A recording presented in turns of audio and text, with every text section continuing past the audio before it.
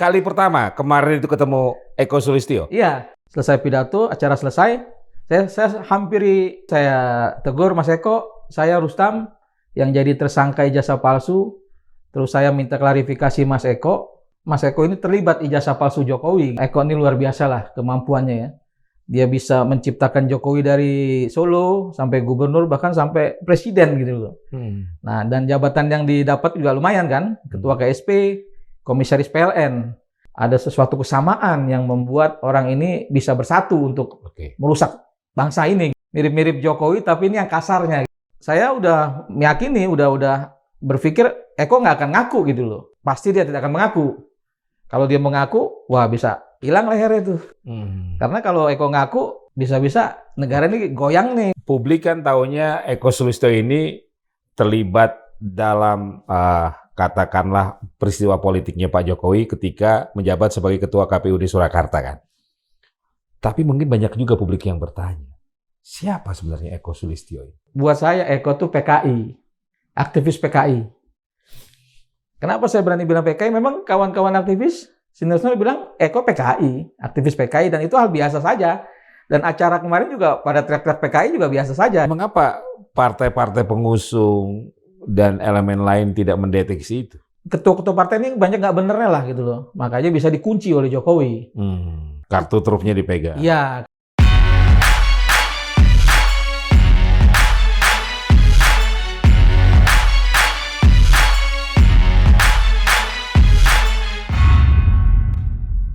Assalamualaikum warahmatullahi wabarakatuh. Sobat Modelok, alhamdulillah kita bersua kembali dan di episode kali ini kami akan menghadirkan perbincangan bersama salah seorang tersangka kasus ijazah palsu Jokowi yang beberapa hari yang lalu bertemu dengan seseorang yang diduga terlibat dalam pembuatan ijazah palsu Presiden ke-7 Republik Indonesia tersebut. Langsung saja saya sapa narasumber kami yang sudah hadir di studio, Rustam Effendi Piliang. Bang Rustam, Siap. Terima kasih sudah hadir. Alhamdulillah. Gimana ceritanya ketemu Eko Sulistyo? Jadi beberapa hari yang lalu ada acara di Taman Ismail Marzuki, yaitu peluncuran buku dari Bang Isti Nugroho yang kebetulan kawan yang sangat dekat dengan Eko Panjul, Eko Sulistyo, atau sering saya bilang Eko PKI lah gitu. Karena saya sebutkan nama itu juga Eko terima aja ya karena memang dia PKI kan gitu. Nah ketika itu acara baru dimulai, dia masuk sempat ketemu saya, hanya salaman aja, dia duduk. Setelah acara selesai dia dia maju sedikit berpidato. Setelah selesai pidato, acara selesai. Saya hampiri Eko. Nah, dari situ saya tegur Mas Eko, saya Rustam yang jadi tersangka ijazah palsu. Terus saya minta klarifikasi Mas Eko mengenai ijazah itu karena saya diduga kuat nih Mas Eko ini terlibat ijazah palsu Jokowi gitu loh. Nah, yang seperti Bang Margi lihat videonya gitu loh. Memang saat itu Eko terlihat lebih berusaha untuk menenangkan diri lah, kaget juga dan menenangkan diri. Dan memang Eko ini kalau menurut saya jago lah gitu loh. Mirip-mirip Jokowi tapi ini yang kasarnya gitu loh. Baik, berarti kali pertama kemarin itu ketemu Eko Sulistyo? Iya, kali pertama. Dan saya melihat memang Eko ini luar biasa lah kemampuannya ya. Dia bisa menciptakan Jokowi dari Solo sampai gubernur bahkan sampai presiden gitu loh. Nah, dan jabatan yang didapat juga lumayan kan, ketua KSP, komisaris PLN. Nah, dalam pembicaraan saya itu memang saya udah meyakini, udah berpikir Eko nggak akan ngaku gitu loh. Karena kalau Eko ngaku, wah bisa-bisa negara ini goyang nih kan gitu. Dengan dia berusaha untuk menyatakan kalau dia tidak terlibat. Bang Rustam, ketika pertama kali bertemu Eko Sulistyo, Bang Rustam secara pribadi yakin nggak bahwa emang orang ini terlibat? Oh yakin, saya yakin sekali. Karena berdasarkan investigasi saya terhadap teman-teman nih yang saya temui gitu loh, memang mengarah kepada Eko. Terus juga tadi saya juga barusan melihat video di suatu acara di Rakyat Bersuara tentang Widodo menceritakan bahwa Jokowi datang ke DKI itu membawa beberapa relawan. Oke. Tahap pertama itu termasuk salah satunya Eko. Oke, Eko Sulistyo ya. Kenapa saya membidik Eko? Karena saya melihat Eko ini berpotensi besar, dia tahu dan cerdas memanipulasi data. Karena ini orang kan mantan KPUD Solo 2005 gitu loh. Artinya saya lebih berfokus kepada yang namanya Eko. Oke, Bang Rustam, maaf saya potong. Ketika Bang Rustam menghampiri Eko Sulistyo, kemudian memperkenalkan diri sebagai orang yang diproses hukum terkait kasus ijazah palsu Pak Jokowi, bagaimana reaksi Eko Sulistyo pertama kali ketemu Bang Rustam itu? Dia tetap tenang atau terlihat agak panik dan sebagainya? Karena kan selama ini Bang Rustam sering banget menyebut nama Eko Sulistyo. Jadi begini, acara itu cukup ramai lah dengan isu yang saya lemparkan, yaitu PKI lah, dan banyak yang bicara soal PKI. Nah, ketika Eko ketemu saya, dia berusaha buat tenang gitu loh. Yang tadi saya bilang, ini Jokowi versi kasarnya gitu loh. Artinya dia berusaha menutupi diri dia kalau dia tidak terlibat. Tapi dari gerak-geriknya saya tahu orang ini terlibat. Dan saya juga tahu dia tidak akan bicara kalau dia pembuatnya. Artinya memang ini sudah diatur lah supaya dia tidak bicara kalau saya lah pembuatnya. Karena sangat beresiko dong. Kalau dia bilang, wah saya pembuatnya. Dan itu nggak mungkin. Kan kalau itu dia lakukan, ini negara ini bisa goyang ini peta politik saat ini gitu loh. Dan saya yakin memang dari awal dia tidak akan ngomong itu. Tapi paling tidak, saya mengarahkan kepada seluruh rakyat Indonesia, Eko lah, seperti inilah Eko yang kita cari-cari. Inilah wajah Eko, itu penting. Ketika dia bilang dia tidak terlibat, dia tidak melakukan, tapi kalau nanti suatu saat ini terbongkar dan dia terlibat, artinya dia tidak beda jauh dengan Jokowi. Berbohong, seperti itu Bang. Oke, dan Bang Rustam sempat mendesak ya soal ijazah kehutanan UGM Jokowi kepada Eko. Ya. Apa penjelasan Eko Sulistyo waktu itu? Ya ketika itu saya bilang, dia tanya, kan saya udah melaporkan, ya saya udah melaporkan. Terus saya bilang, kalau Mas Eko merasa tidak terlibat, laporkan balik. Tapi dia bilang, saya tidak mau melaporkan. Nah dari situ saya melihat, oh ketika ini dia laporan balik, ini akan lebih besar dan dia tahu resiko itu. Nah di akhir pembicaraan saya itu, saya tanya, jadi ijazah yang diterima Mas Eko ini sebagai ketua KPUD Solo itu apa? Dia bilang, ijazah fotokopi yang dilegalisir. Terus saya pertanyakan lagi. Dari UGM?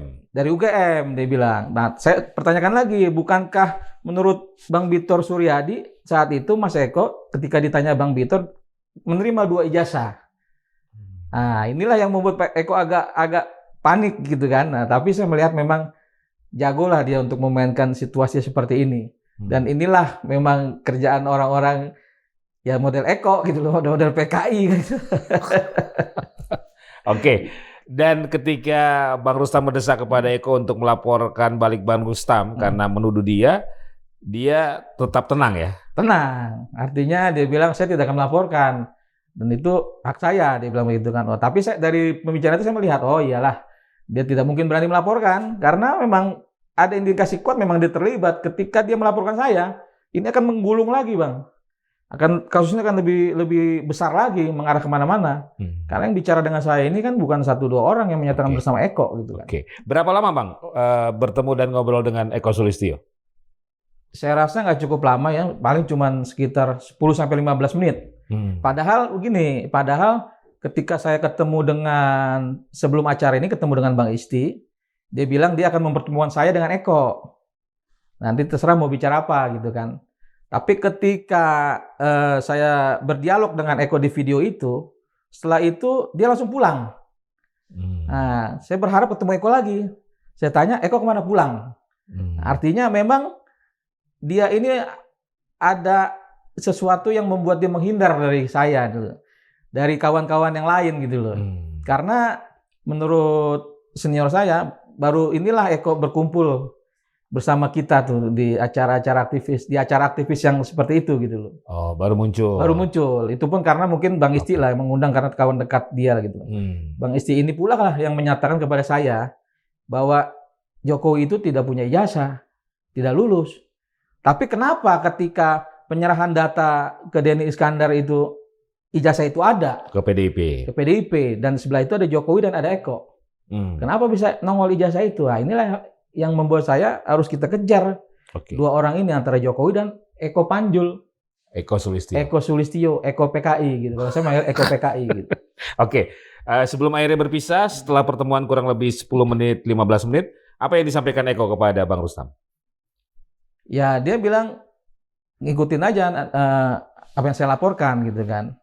Artinya dia nggak akan melaporkan saya, dia menunggu hasil laporan. Nah, makanya saya minta kepada institusi Polri, kalau memang benar-benar mau menyelesaikan kasus ini, periksalah laporan saya yang di Bareskrim bersama Rijal Fadila, bersama Bang Heru Di Dumas itu. di Dumas itu. Nah, kalau memang ini dilakukan, saya rasa ini selesai dan Eko itu pasti terlibat. Karena ketika penyerahan itu banyak yang menginformasikan kepada saya, Eko dan Jokowi. Sedangkan kawan dekatnya menyatakan Jokowi tidak punya ijazah, tidak lulus. Ini bagaimana kok bisa timbul ijazah kan gitu? Pernah kuliah di UGM. Pernah kuliah di UGM, tidak lulus, tidak punya ijazah. Tidak punya ijazah. Itu menurut kawannya Eko gitu loh. Kawan yang sangat dekat dengan Eko yang mengundang acara itu saat itu Eko datang gitu kan. Oke. Bang Rustam, publik kan taunya Eko Sulistyo ini terlibat dalam katakanlah peristiwa politiknya Pak Jokowi ketika menjabat sebagai Ketua KPUD Surakarta kan. Tapi mungkin banyak juga publik yang bertanya, siapa sebenarnya Eko Sulistyo ini? Jadi kalau buat saya Eko tuh PKI, aktivis PKI. Kenapa saya berani bilang PKI? Memang kawan-kawan aktivis senior-senior bilang Eko PKI, aktivis PKI, dan itu hal biasa saja. Dan acara kemarin juga pada teriak-teriak PKI juga biasa saja gitu loh. Artinya Eko ini memang kalau saya melihat ada indikasi kuat dia ini aktivis kader PKI lah yang dibawa oleh Jokowi ke Jakarta. Ya di belakang itu saya nggak tahu apakah Jokowi yang lagi ramai kemarin diceritakan orang adalah salah satu keturunan PKI. Makanya dia bawa beberapa orang yang memang saya ketahui memang aktivis PKI. Dibawalah Eko ke Jakarta, berkumpul dengan kawan-kawan aktivis lainnya, membentuk relawan. Nah, di 2012 itu saya melihat, saya pelajari informasi yang saya dapat, mulai dibentuklah ijazah palsu itu ketika Jokowi Ahok gitu. Oke. Bang Rustam, apa yang meyakinkan Bang Rustam bahwa ada irisan yang kuat antara Eko Sulistyo dengan PKI tadi? Ya karena banyak informasi yang saya dapat, Bang. Jadi di kalangan kita nih aktivis tahu, oh itu dulu nih PKI gitu kan. Dan yang ini bukan, yang ini PKI gitu ya. Jadi memang kawan-kawan menuju ke Eko PKI gitu. Dan dari informasi yang pernah saya dapat juga dari kawan-kawan di Solo memang ada irisannya Eko dengan PKI itu, dengan Rewang. Jadi saya di Solo. Di Solo. Jadi itu kan saat ini kan hal itu hal biasa saja gitu loh. Karena 10 tahun Jokowi berkuasa kan itu PKI itu bebas-bebas saja. Gitu kan. Sampai hadirnya Jokowi kan biasa-biasa aja gitu kan. Nggak jadi masalah yang sangat dahsyat seperti dulu-dulu gitu kan. Dengan apalagi dengan meminta maafnya Jokowi kepada PKI gitu kan, pemerintah kepada PKI. Artinya kan biasa-biasa saja gitu. Nah, tinggal bagaimana kita dalam bernegara ini mewaspadai apakah PKI itu berbahaya atau tidak kan gitu. Oke. Kalau di kalangan aktivis itu hal yang biasa ya? Hal biasa. Saat kita acara itu juga sebut-sebut PKI juga gitu kan. Saya sudah melemparkan isu PKI dan teman-teman bicara soal PKI. Soal Eko PKI, tapi tidak ada masalah dan Eko juga tidak marah. Karena di kalangan aktivis sudah tahu juga background masing-masing. Iya, betul. Oke. Jadi hal yang biasa karena Eko memang ada indikasi kuat PKI ya dia tidak marah. Dan saat video itu kan saya bilang terlepas dari Mas Eko PKI juga buat saya nggak penting kan gitu kan. Artinya Bang Rustam pernah menyampaikan langsung itu di depan Eko Sulistyo? Iya, kemarin saya sampaikan itu dan di seluruh media juga saya bilang Eko tuh aktivis PKI. Nah, dan belum ada keberatan dari Eko Sulistyo? Nggak ada keberatan. Kemarin itu biasa saja dengan saya salaman, kita bicara, kita baik-baik saja kan. Cuman artinya setelah pertemuan itu saya berharap bisa ketemu Mas Eko Ternyata dia langsung pulang gitu kan. Artinya saya melihat ada indikasi ini dia menghindar dari saya untuk menyikapi masalah ijazah ini. Dan indikasi kuat saya memang Eko terlibat lah, tapi pasti dia tidak akan mengaku. Kalau dia mengaku, wah bisa hilang lehernya itu. Oke, kalau memang teman-teman aktivis mengetahui background dari Eko Sulistyo tadi, mengapa diam saja selama 10 tahun rezim Jokowi? Nah, itulah permasalahannya. Karena kalau menurut saya semenjak reformasi itu kan perlawanan itu kan ke kubu Soeharto dan sisi lainnya bergabung, segala macam elemen kan bergabung gitu loh. Jadi di antara kita itu ya tahu saja dan tidak ada rasa untuk berseberangan gitu loh ya. Tetap lawannya Soeharto saat itu kan. Tapi kebelakangan ini semenjak rezim Jokowi ini kan ini di luar prediksi kita gitu loh. Ternyata mereka melakukan gerakan-gerakan yang saya rasa luar biasa dengan cara membuat ijazah palsu ini aja. Ini udah menurut saya wah luar biasa beraninya gitu loh. Kalau kayak kita ini mana berani seperti itu kan. Tapi ternyata mereka berani gitu loh. Inilah yang kita harus pikirkan keberadaan mereka gitu kan. Kedepannya kalau memang terjadi lagi, waduh, sangat mengerikan gitu kan. Jadi mereka tidak lagi bermain dari sisi fisik gitu kan, tapi dengan cara-cara lain gitu loh, untuk melakukan perubahan yang di luar nalar kita bernegara gitu kan. Jadi segala cara akan dilakukan, termasuk memalsukan dokumen. Itu dia. Itu yang saya yakini memang ada indikasi ke situ. Mereka bergerak dengan cara seperti itu, menghalalkan segala cara gitu kan. Artinya yang tidak kita berani lakukan, mereka berani lakukan gitu. Nah, ketika 2012 itu yang saya tahu itu kan ada kekurangan data dari Jokowi. Nah, saat itulah mereka bergerak tuh. Relawan-relawan ini sebenarnya yang nakal ini. Kalau ketua-ketua umumnya misalnya saat itu kan Jokowi Ahok, ada PDIP, ada Gerindra. Bukan ketua-ketua partainya, tapi relawan-relawan ini yang nakal. Ya, salah satunya Eko ini. Eko ini kan relawan yang dibawa Jokowi.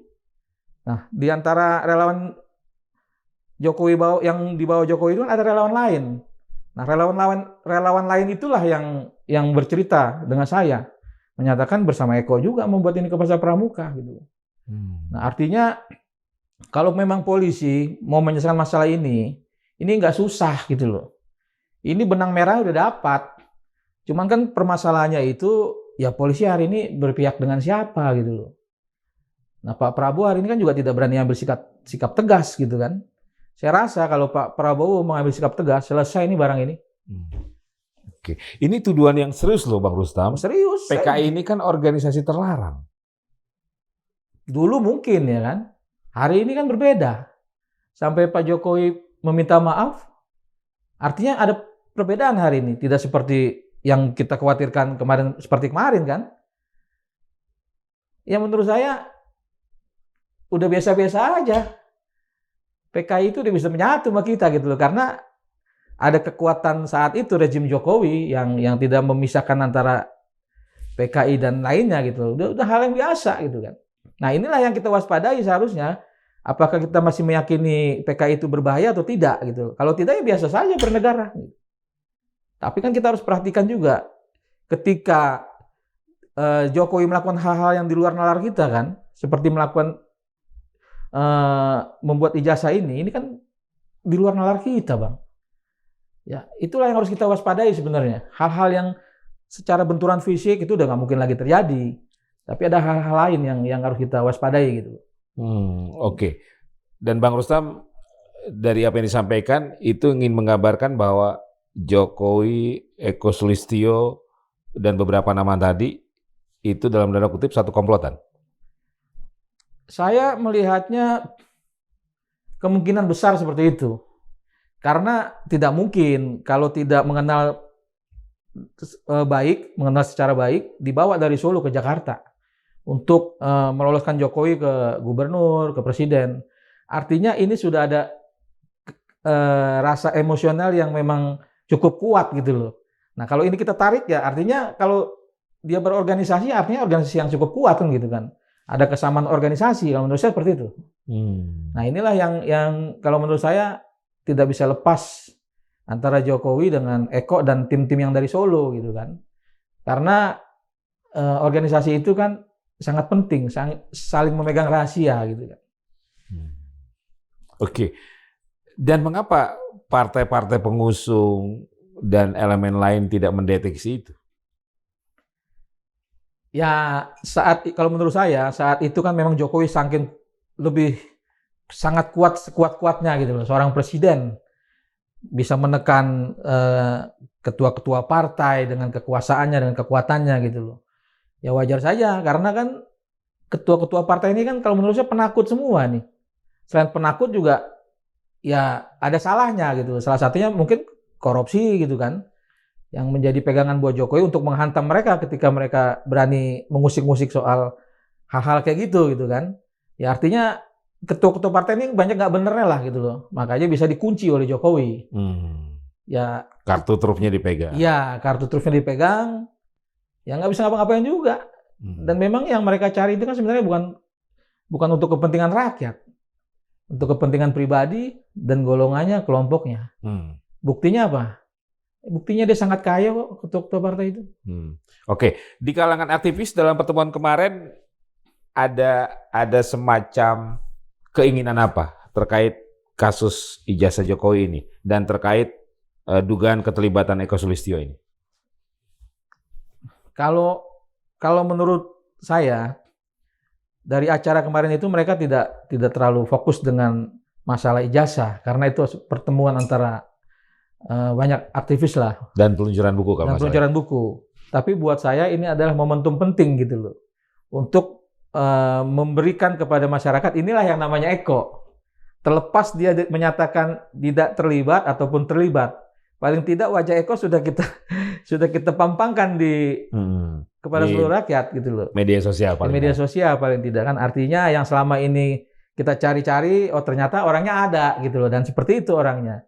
Dan saya sempat shock juga ngeliat Eko gitu kan. Oh, rupanya orangnya seperti ini nih gitu kan. Oh, tidak membayangkan akan menjalankan misi yang besar itu ya? Justru saya berpikir dia akan berani menjalankan misi yang besar itu dengan karakternya gitu loh. Orang ini saya rasa ini orang cukup berani gitu loh, walaupun kata orang dia pendiam gitu. Tapi dia mempunyai keberanian yang di luar kemampuan keberanian kita. Saya melihat secara kasat matanya dari tekstur tubuhnya gitu loh. Tapi ketika dia bicara memang dia sangat lihai memainkan mimik wajahnya. Dan tetap tenang ya? Dan tetap tenang gitu kan. Ya kalau saya kan dulu jelek-jelek begini pernah ikut teater juga gitu loh. Oke. Menurut Bang Rustam, Eko pemain watak? Waduh, sangat jago. Dan saya tanya senior-senior, wah memang jago dia. Pengalamannya Bang, 10 tahun menjadi pejabat kan. Di KSP, Komisaris PLN kan. Dan dari 2005 menjadi Ketua KPUD. Artinya memang ya sudah sangat hebat lah untuk jadi pemain watak gitu loh. Dengan diamnya dia, dengan bahasa dia. Tapi kita kan punya informasi cukup kuat gitu loh atas keterlibatan dia.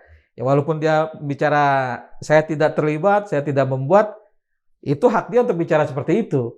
Tapi kalau kita dalami, kita selidiki, apalagi kalau polisi turun tangan, ini selesai Bang. Karena apa? Karena ketika membawa ijazah itu, dia dan Jokowi ke Denny Iskandar. Sedangkan berdasarkan analisa kawan-kawan yang lain, Bon Jovi, terus Dr. Tifa, Rosuryo, ijazah ini meragukan. Kenapa ketika ijazah ini meragukan alias 99,9% palsu, bisa masuk ijazah ini ke Denny Iskandar? Nah, antara dua orang ini, PDIP tadi itu? Iya, antara dua orang ini artinya tahu sama tahu. Antara Jokowi dan Eko Sulistyo. Nah, seperti kawannya juga, Bang Isti bilang, Jokowi tidak punya ijazah. Bagaimana bisa masuk? Kalau memang tadi Bang Rustam menyebut Eko itu PKI, terlibat dalam proses tadi, berarti negara kebobolan? Ya seperti itu. Negara tidak fokus pada hal-hal yang penting kalau menurut saya. Instrumen negara tidak bekerja dengan baik. Tapi kalau menurut saya ini suatu hal yang memang sudah direncanakan sangat bagus gitu kan untuk meloloskan seorang Jokowi gitu. ada grand design. Saya rasa seperti itu. Bisa jebol dari wali kota, gubernur, sampai presiden 2 periode. Luar biasa. Oke. Dalam pertemuan dengan Eko, tidak ada nama lain yang keluar atau yang tersebut kemarin, Bang Rustam? Oh enggak. Saya saat ini hanya fokus pada Eko. Walaupun ada beberapa nama, kalau apabila ini dikembangkan nama-nama ini, akan masuk ke nama-nama yang lain disebutkan sama Bang Bitor. Tapi kita fokus kepada Eko. Karena Eko ini adalah tokoh penting ketika Jokowi maju di Solo gitu loh.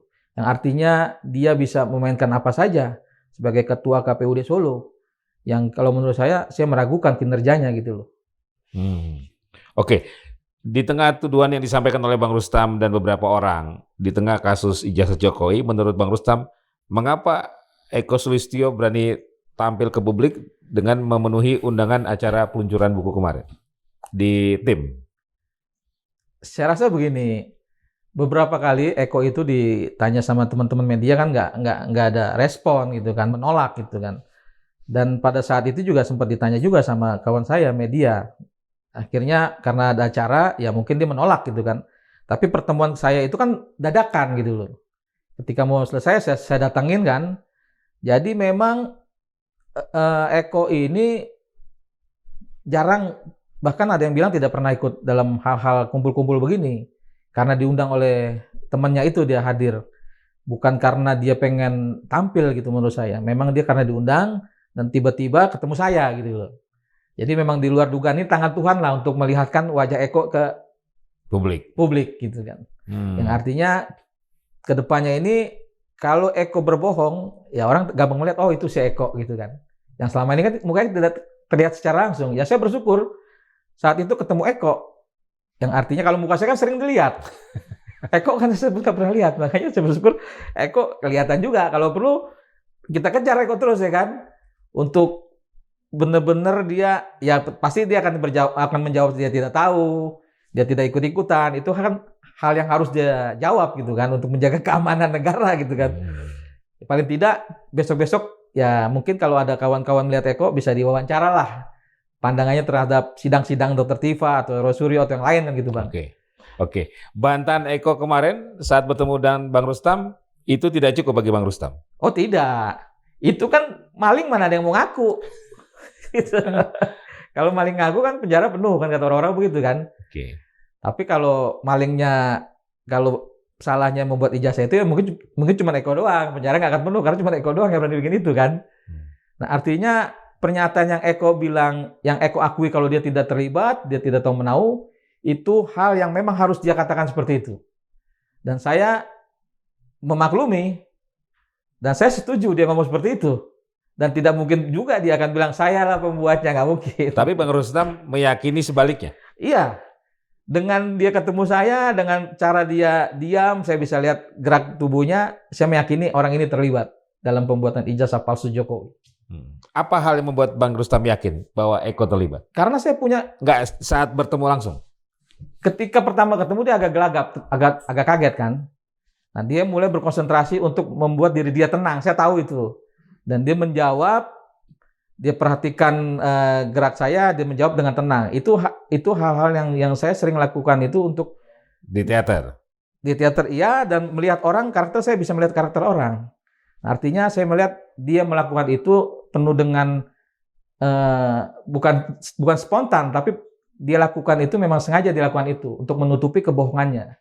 Itu. Dan selain itu juga kita kan punya fakta-fakta di lapangan orang yang ikut bersama dia gitu loh ke Pasar Pramuka, dan ini sangat dekat, tapi saya belum sebutkan namanya. Artinya saya menunggu, saat itu saya menunggu Eko bagaimana responnya. Ternyata kan dia tidak mengakui.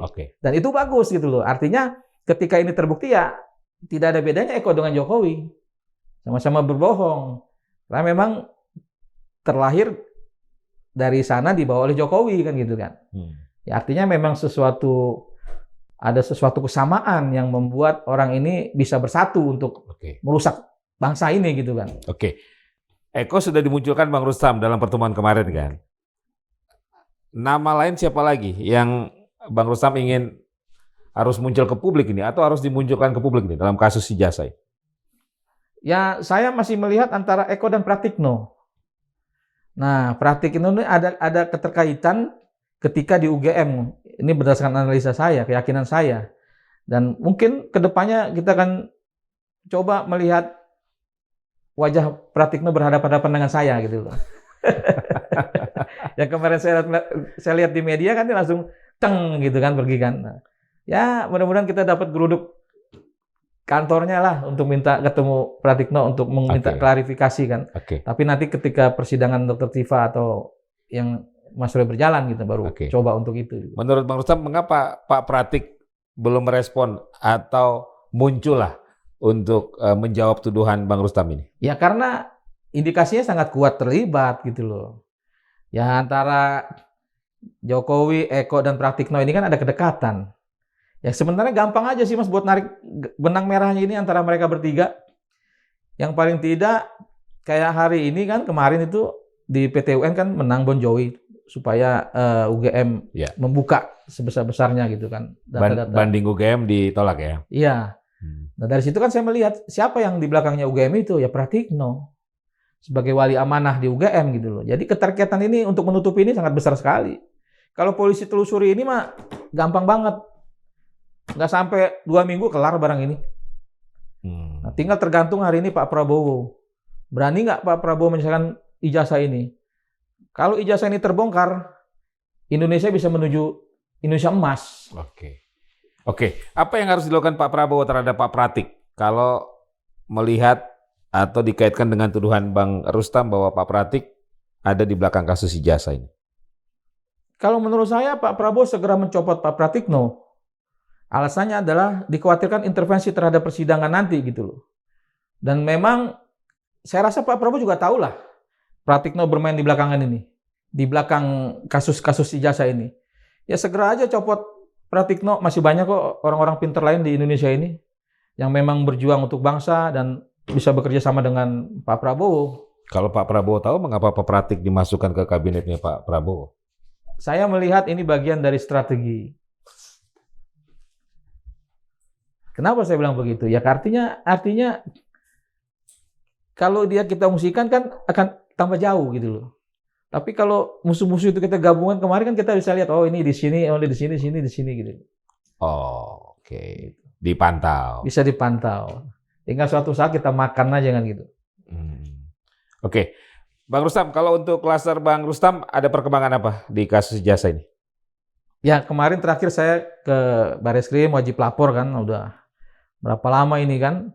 Ya saya tanya kepada penyidik, dia bilang, oh tenang aja Bang Rustam, masih bisa ngerokok kok 1000 batang lagi. Terus saya bilang, saya nggak ngerokok, komandan, saya bilang gitu kan. Pokoknya tenang aja lah, dia bilang gitu kan. Artinya mungkin masih ada sesuatu lah yang dipertimbangkan gitu kan. Atau mungkin juga Jokowi takut berhadapan dengan kita kan. Tambah banyak persidangannya nanti kan. Artinya, waduh, saya rasa Jokowi juga nggak berani lah hadir ke persidangan. Kalau penyidik bilang, tenang aja Bang Rustam. Ada kemungkinan ini nggak lanjut nggak? Ya, lanjutin aja. Kenapa harus nggak lanjut gitu kan? Yang penting kan Jokowi masuk dulu ke persidangan. Kalau saya sih maunya lanjut. Artinya biar Jokowi hadir di persidangan, rakyat melihat, oh Jokowi bisa dihadirkan di persidangan. Sehingga kasus-kasus korupsi yang lainnya ini yang sangat besar ini, merugikan rakyat ini, bisa masuk juga ke pengadilan Jokowi ini. Karena sekali dia masuk ke pengadilan, akan ada 2, 3, 4, 5 kali dia akan masuk ke pengadilan. Menurut Bang Rustam, kasus klasternya Bang Rustam dan kawan-kawan, ada Bang Rizal, ada Ibu Kurnia, ini nunggu antrian Mas Roy dan Dr. Tifa, atau bisa tiba-tiba maju kasus klaster Bang Rustam sehingga berbarengan? Oh kalau itu saya kurang tahu ya. Nggak menurut Bang Rustam, feelingnya? Mungkin menunggu Dr. Tifa atau Mas Roy gitu. Karena kan tadi yang dia bilang itu masih bisa ngerokok 1000 batang lagi kan. Cukup lama juga, mulut bisa manyung juga ngerokok 1000 batang. Gitu. Tapi ya kalau saya gimana penyidik aja kalau kita mah. Maju kita maju. Nunggu kita tunggu kan gitu kan. Bang Rustam sebagai tersangka nggak ingin ada kejelasan proses hukum ini? Ya maunya sih ada kejelasan, tapi kan ketika saya tanya kan seperti itu jawabannya kan. Artinya kan belum siap juga untuk diajukan ke persidangan dari pihak penyidik gitu kan. Ya kita tinggal menunggu aja. Kalau kita tantang pun kan nggak elok juga gitu loh. Ya kita tinggal bagaimana baiknya aja penyidik. Kalau memang harus dimajukan kita majukan. Kalau menunggu, kalau mundur ya kita ikut mundur kan gitu kan. Ya kira seperti itu. Kita ikut aja aturan main negara ini gitu kan. Karena kita rakyat biasa kan, yang berhadapan dengan mantan presiden 2 periode. Tapi ini kekuatan rakyat. Kekuatan rakyat tidak akan bisa dikalahkan kalau itu kebenaran gitu. Oke. Jadi ya maju terus nih. Maju terus. Maju terus ya. Oke. Tapi tawaran-tawaran masih ada yang menggiurkan di tengah proses terhadap Mas Roy dan Dr. Tifa? Oh kalau untuk ini mungkin udah nggak ada lagi gitu kan. Mungkin udah capek kali tawaran nggak ditindaklanjutin ya kan. Ya artinya saya menikmati aja hari ini kan harus wajib lapor ya kita datang ketemu teman-teman penyidik ya kan ya sambil ngobrol-ngobrol ketawa-ketawa. Habis itu pulang, cuma absen paling 2 menit, 10 menit pulang. Gitu ya. Tawar-menawar udah nggak ada lagi. Mungkin udah capek deh kan, nggak mungkin lagi ditawar. Ya bagaimana ya Jokowi maju, kita maju. Sampai titik darah penghabisan.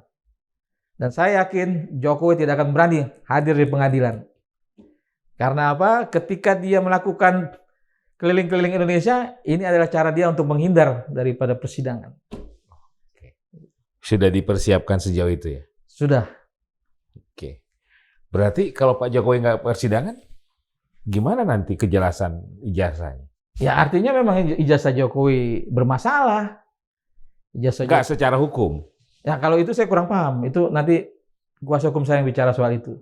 Tapi buat saya, ketika Jokowi tidak hadir di persidangan, artinya ijazah Jokowi bermasalah. Ijazah Jokowi dapat dipastikan dibuat di pasar pramuka. Yang buat Eko Panjul, Eko PKI, Eko Sulistyo, mantan Ketua KPUD Solo, Ketua KSP, dan Komisaris PLN, yang jabatannya cukup luar biasa didapat dari Jokowi saat berkuasa. Gitu. Oke. Terakhir, soal Dumas ke Bareskrim, belum ada update lagi, Bang Rustam? Soal pelaporan pembuat ijazah palsu Jokowi? Sampai hari ini polisi masih membiarkan gitu loh. Mungkin dia bingung juga kan mau melakukan apa gitu kan, karena saya rasa tidak ada keberanian polisi lah untuk membongkar ini gitu kan.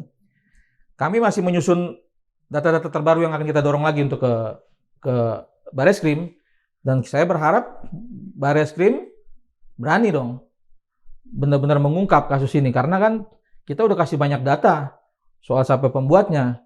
Karena yang diramaikan hari ini adalah ijazah ini palsu. Kalau palsu berarti ada yang bikin. Orang bertanya siapa yang bikin? Ya saya sebutkan Eko Panjul, Jokowi, dan Pratikno, orang yang diduga kuat terlibat dalam pembuatan dan penggunaan ijazah itu. Mereka harusnya diminta keterangan oleh pihak harusnya seperti itu. Bareskrim. Kalau memang benar-benar polisi berada di tengah-tengah untuk membongkar kasus ini. Jangan ketika kita dorong data-data terbaru, ya polisi membiarkan. Artinya sangat tidak baiklah polisi di mata masyarakat gitu kan. Karena kami ini kan mau mencari kebenaran apakah ijazah itu asli atau tidak. Karena penting buat kita. Penting buat rakyat. Supaya apa? Supaya kedepannya tidak ada lagi presiden yang berani menggunakan ijazah palsu. Yang hari ini sangat kuat berpotensi terhadap Gibran. Yang kita sudah punya datanya, Gibran tidak sampai SMA.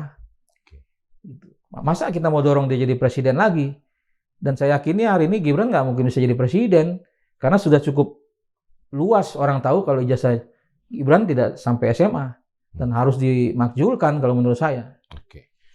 Bang Rustam, terima kasih. Siap. Sobat Madilog, demikian perbincangan saya bersama Rustam Effendi Piliang, salah seorang tersangka kasus dugaan ijazah palsu Joko Widodo yang beberapa hari yang lalu bertemu dengan Eko Sulistyo, salah seorang yang diduga oleh Bang Rustam sebagai pembuat ijazah palsu Jokowi. Kita tunggu saja perkembangannya, semoga bermanfaat. Saya Margi Sari pamit, wassalamualaikum warahmatullahi wabarakatuh. Bang Rustam, terima kasih. Siap.